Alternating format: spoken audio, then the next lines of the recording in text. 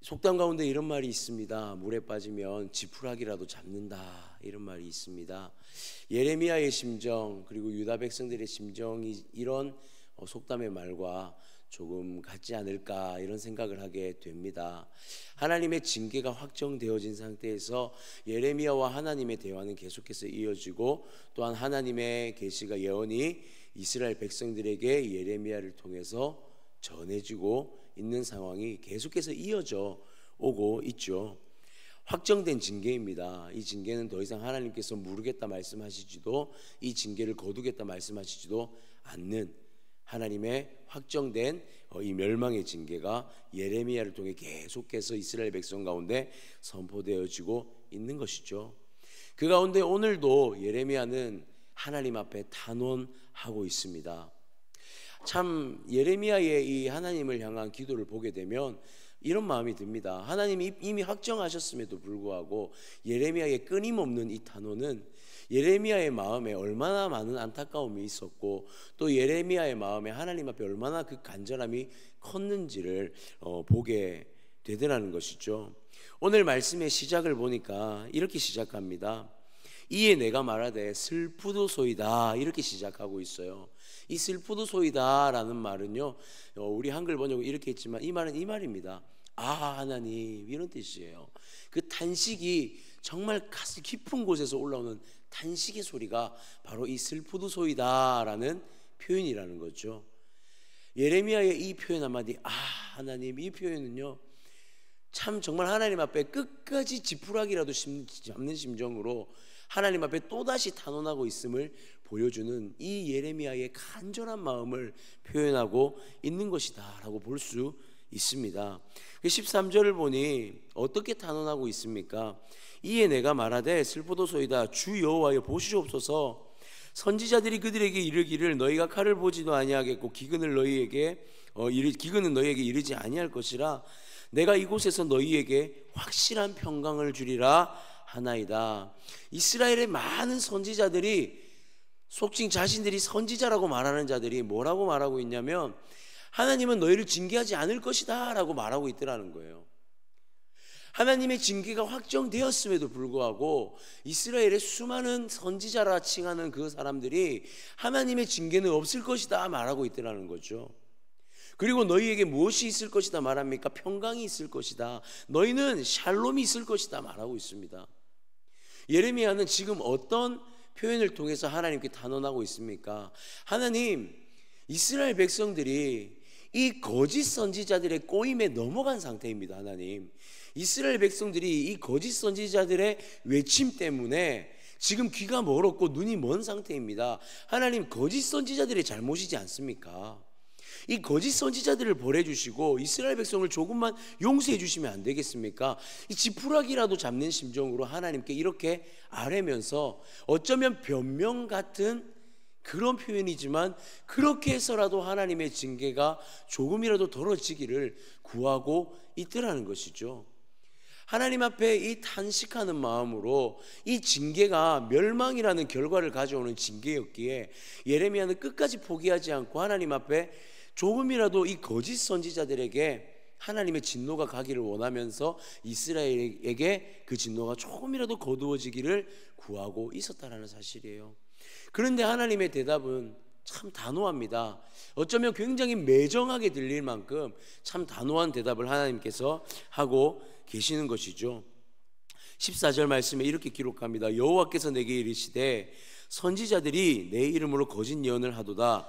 나는 그들을 보내지 아니하였고 그들에게 명령하거나 이르지 아니하였거늘 그들이 거짓 계시와 점술과 헛된 것과 자기 마음의 거짓으로 너희에게 예언하는도다. 하나님이 지금 뭐라고 대답하고 계십니까? 나는 그들을 너희에게 보낸 적이 없다라고 답하고 계십니다. 거짓 선지자들을 내가 너희에게 보냈느냐? 하나님이 답변하고 있는 것이죠. 내가 너희에게 그들을 보내지 않았다. 이것이 하나님의 대답이라는 것입니다. 그들의 예언을 하나님은 허락하신 적이 없습니다. 그들의 거짓된 예언을 하나님은 허락하신 적이 없다 말씀하시죠. 이 지금 예레미야의 단어는 하나님의 마음을 돌리고자 하는 그 어떠한 근거도 결국에는 변명과 같은 그런 말을 통해서라도 마음을 돌리고 싶지만 하나님은 너무나 단호하게 답변하고 있다는 사실입니다. 그러면서 지금 하나님이 하시는 이 말씀은 결국에는 그들의 소리를 들은 것도 너희들의 탓이지 않느냐, 너희들이 한 행위지 않느냐라고 하나님은 말씀하고 있다는 것이죠. 그러면서 15절에 그 거짓 선지자들이 어떻게 될 것인지에서 말씀하고 있습니다.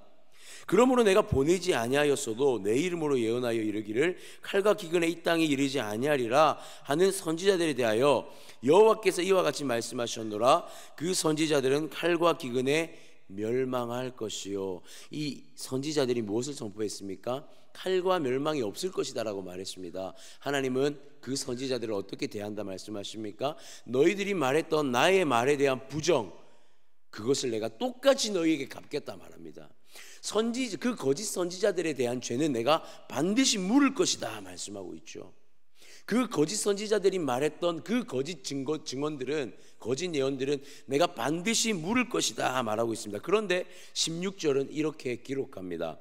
그들이 했던 거짓 예언만 묻는 것이 아니라 그 예언을 들은 이스라엘 백성들의 듣고 행한 것까지도 내가 똑같이 물을 것이다 라고 말씀하고 있는 거예요. 16절에 보니 그들의 예언을 받은 백성은 기근과 칼로 말미암아 예루살렘 거리에 던짐을 당할 것인즉, 그들이 이 거짓 선지자들이 증언했던 예언했던 이 거짓 예언들 또한 죄로 물을 것이고, 하나님께서는 그것을 듣고 행한 이스라엘의 행위 또한 똑같이 물을 것이다 라고 말하고 있습니다.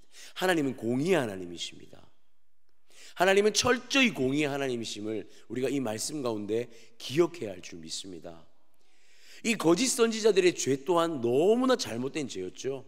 그러나 하나님은 물으시기를 그 거짓 선지자들의 그 예언이, 잘못된 예언들만을 너희가 탓하는 것은 아니다라는 것입니다. 그것을 들은 너희들의 행위 또한 그들의 죄와 똑같다라는 거예요. 그래서 그 대가가 동일하게 이루어집니다. 칼과 기근으로 거짓 선지자들을 멸하겠다, 칼과 기근으로 너희 백성 또한 멸하겠다 말씀하고 있는 것이죠.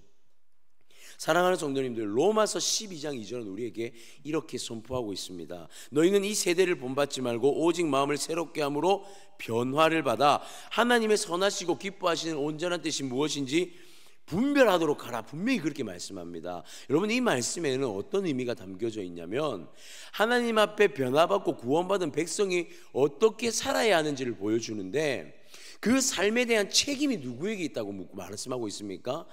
백성에게 있다고 말씀하고 있어요. 하나님께서 구원을 이루어 주실 때에 그 구원받은 자의 삶의 책임이 누구에게 있냐면 구원받은 자에게 있다라는 사실이에요. 너희는 분별하라라고 말하고 있습니다.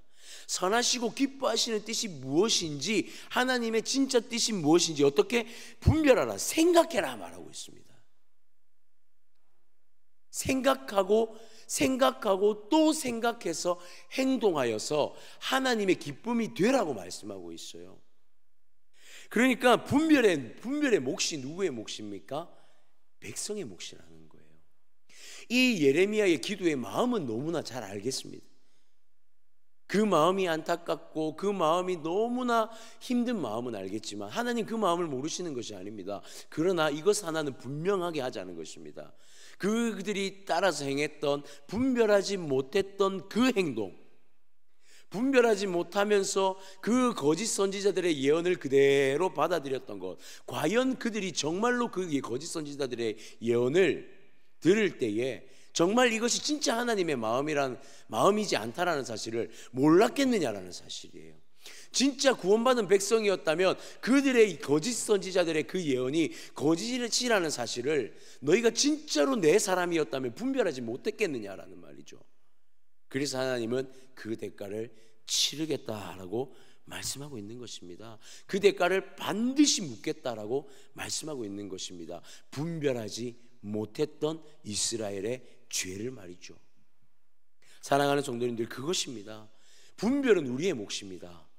하나님의 거룩한 백성으로 주님께서 구원해 주셨습니다. 이스라엘 백성을 선민으로 불러주셨습니다. 그렇다면 그 백성이 살아가야 하는 삶의 그 방향과 행위는 무엇이 되어야 됩니까? 자신들의 하나님을 향한 의지로서 나아감이 있어야 된다는 거예요. 하나님의 은혜를 구하면서 성령의 도우심을 통해서 날마다 하나님 앞에 끊임없이 나아가고자 하는 시도가 우리 가운데 있어야 한다라고 하나님 말씀하고 있는 것입니다. 그런데 그 시도가, 분별과 시도가 없는 우리의 모습, 하나님은 그것까지도 공의로 물으시겠다 말씀하시는 것이죠. 사랑하는 성도님들, 하나님 앞에 영안이 열려지기를 기도하시기를 바랍니다. 하나님 앞에 정말 우리가 구원받은 백성이라면 분별할 수 있는 그것이 우리의 몫이라는 사실을 기억하시기를 바랍니다. 하나님 앞에 말씀으로, 또한 기도함으로 매일매일 하나님 앞에 나아갈 때에 하나님 영안을 열어주십시오. 지금 이 세대를 볼 수 있는 눈을 열어주십시오. 그리고 그것을 보고 그것을 행할 수 있는 믿음을 허락해 주십시오. 이 기도는 우리가 해야 할 몫이라는 것이죠. 그래서 오늘 이 새벽에 우리가 나와 있지 않습니까? 그래서 우리가 금요일 밤마다 기도하고, 그래서 우리가 수요일마다 하나님의 말씀을 듣고, 무엇보다 주일마다 하나님 앞에 나와 우리의 삶을 점검하고 하나님께 영광 올리는 삶을 위해 나아가지 않습니까? 예배를 드리지 않습니까? 하나님 그것을 원하시는 것입니다. 매일 참된 예배를 드리기 위해 몸부림치는 우리의 삶을 하나님께서 원하시고 있다는 것, 오늘 그것을 우리는 기억했으면 좋겠습니다. 그렇다면 하나님의 이 마음, 하나님이 그 징계를 하는 그 하나님의 진짜 참된 마음은 하나님 무엇일까요? 17절과 18절에는 분명하게 보여주고 있습니다. 하나님이 이스라엘 백성을 징계하는 것이 단순히 정말 화가 나서, 그냥 단순히 정말 화가 나는 것을 분풀이하는 것이 아니다라고 말하고 있어요. 17절에 보니까 너는 이 말로 그들에게 이르라. 내 눈이 밤낮으로 그치지 아니하고 눈물을 흘리리니 이는 처녀 딸 내 백성이 큰 파멸 중한 상처로 말미암아 망함이라. 공의의 하나님의 진짜 마음이 무엇입니까? 슬픔입니다. 슬픔. 자녀가 죽어가는 것을 보고 있는 그것을 보면서도 그것을, 그 징계를 받아야 하는 그 자녀를 볼 때에 하나님 마음도 슬프다는 것이죠. 예레미야의 마음이 슬픈 것보다 사실은 하나님의 마음이 더 슬픕니다. 그럼에도 불구하고 이 징계는 어떻게 거두어져서는 안 되는 징계예요. 왜냐하면 이 징계가 있어야지만 비로소 그들이 하나님의 치료하심이 필요하다는 사실을 깨닫게 되기 때문입니다. 그래서 19절부터 22절까지 예레미야는 하나님 앞에 다시 한번 기도하고 있습니다. 19절에 볼까요? 주께서 유다를 온전히 버리시나이까? 주의 심령이 시온을 싫어하시나이까? 어찌하여 우리를 치시고 치료하지 아니하시나이까? 우리가 평강을 바라도 좋은 것이 없고 치료를 받기를 기다리나 두려움만 보나이다. 이 말을 조금 더 다시 풀어보겠습니다. 이 말은 뭘 말하는 거냐면, 하나님, 그러면 그 징계 이후의 치료는 어떻게 하시겠습니까? 그 징계가 끝입니까? 하나님 앞에 예레미야가 구하는 거예요. 하나님, 이 징계가 징계로 끝나면 안 됩니다 라고 구하는 거예요. 예, 하나님, 징계는 받겠습니다. 20절에 볼까요? 여호와여, 우리의 악과 우리 조상의 죄악을 인정하나이다. 예, 하나님, 인정합니다. 우리가 죄인임을 인정합니다. 그런데 하나님, 징계로만 끝나면 되지 않습니까? 그래서 21절과 22절에 보십시오. 주의 이름을 위하여 우리를 미워하지 마옵소서. 주의 영광의 보좌를 욕되게 마옵소서. 주께서 우리와 세우신 언약을 기억하시고 패하지 마옵소서. 하나님 영광을 위해서라도 이대로 끝나서는 안 됩니다라고 아뢰고 있습니다. 하나님의 보좌의 영광을 위해서, 하나님이 선택한 백성을 통해 영광 받으시기를 원했던 하나님의 그 계획이 여기서 끝나면 안 됩니다라고 이제는 탄원합니다. 하나님, 용서해 주십시오가, 징계를 거두어 주십시오가 아니라, 예 주님, 내가 잘못했습니다, 이 징계까지 다 받겠습니다. 그런데 하나님, 그 치료는 하나님께서 책임져 주십시오. 참 예레미야의 기도가 얼마나 간절한 기도인지를, 그리고 포기하지 않는 기도인지를 다시 한번 보게 만들고 있습니다. 치료하실 분 하나님밖에 없다라고 기도합니다. 하나님, 우리가 징계는 받겠으나 그 징계에 대한 우리의 이 상함을 하나님께서 다시 치료해 주십시오. 그래서 22절에 그 예레미야의 절정의 기도는 이렇게 표현되고 있습니다. 이방의 우상 가운데 능히 비를 내리게 할 자가 있나이까? 하늘이 능히 소나기를 내릴 수 있으리까? 우리 하나님 여호와여, 그리하는 자는 주가 아니시니까? 그러므로 우리가 주를 앙망하옵는 것은 주께서 이 모든 것을 만드셨음이니라. 하나님이 창조주이시지 않습니까? 하나님이 우리의 주권자이지 않습니까? 우리 죄를 인정합니다. 하나님 용서해 주시고 그 징계가 끝날 때 우리를 치료해 주십시오. 하나님께 구하고 있습니다. 우리의 치료할 분은 하나님밖에 없습니다. 구하고 있습니다. 예레미야의 기도가 우리의 기도가 되어야 할 줄 믿습니다. 하나님께서 우리가 범죄할 때에 그것에 대한 징계는 우리에게 분명히 올 것입니다. 왜냐하면 공의와 정의의 하나님이시기 때문에. 그러나 하나님, 공의와 정의의 하나님, 그러나 하나님 창조주 하나님이시고 우리를 만드신 사랑의 하나님이시지 않습니까?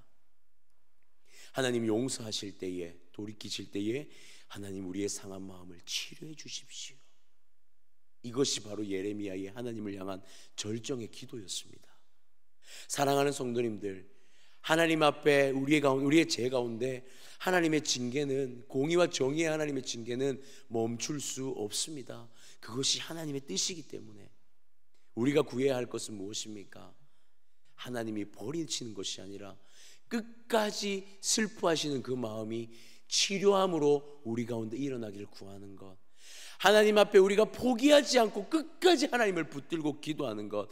물에 빠진 자가 지푸라기라도 잡는 그 심정으로 하나님 앞에 잡는 그 마음. 여러분, 우리가 포기하지 않아야 할 기도는 바로 이 기도입니다. 하나님, 끝까지 우리를 놓지 말아 주십시오. 오늘 이 한날 우리가 하나님 앞에 기도할 때 우리의 입술 가운데 이 기도가 드려졌으면 좋겠습니다. 하나님, 우리의 세대가 너무 악합니다. 하나님, 지금 이 세대가 너무나 악하고 패역한 세대입니다. 그러나 하나님, 그 패역한 세대 하나님이 진노하시고 징계하시겠다면 우리가 다 받겠습니다. 하나님, 버리지만 말아 주십시오. 다시 회복시켜 주십시오. 하나님, 하나님 앞에 다시 설 수 있는 은혜를 우리에게 주십시오. 이 기도가 우리의 기도가 되어야 할 줄 믿습니다. 하나님 앞에 이렇게 간구할 때에 우리 하나님 응답하십니다. 17절과 18절에 하나님의 마음, 내가 너희가 징계당하는 것이 슬픔이다 라고 말했던 하나님의 그 마음을, 우리가 하나님의 그 마음을 온전히 알고 치료해 주십시오. 하나님, 그렇게 구할 수 있는 그 기도가 우리 가운데 고백되어지기를 소원합니다. 사랑하는 성도님들, 오늘 이 한날 살아갈 때에 우리가 어떻게 다 완벽하게 살아내겠습니까? 알게 모르게 하나님 앞에 죄를 많이 짓지 않습니까? 하나님 앞에 긍휼을 구하며 나아갑시다. 하나님 앞에 은혜를 구하며 나아갑시다. 우리의 모습 가운데 하나님이 회복시켜 주십시오. 다 알지 못하는 죄 하나님 앞에 인정하는 마음도 우리에게 주시고, 그 인정함으로 나아갈 때에 회복의 영이 우리 가운데 임하는 놀라운 은혜가 우리 삶 가운데 있기를 구하며 나아가는, 그렇게 살아가는 오늘 한날이 되어지기를 주님의 이름으로 축복합니다.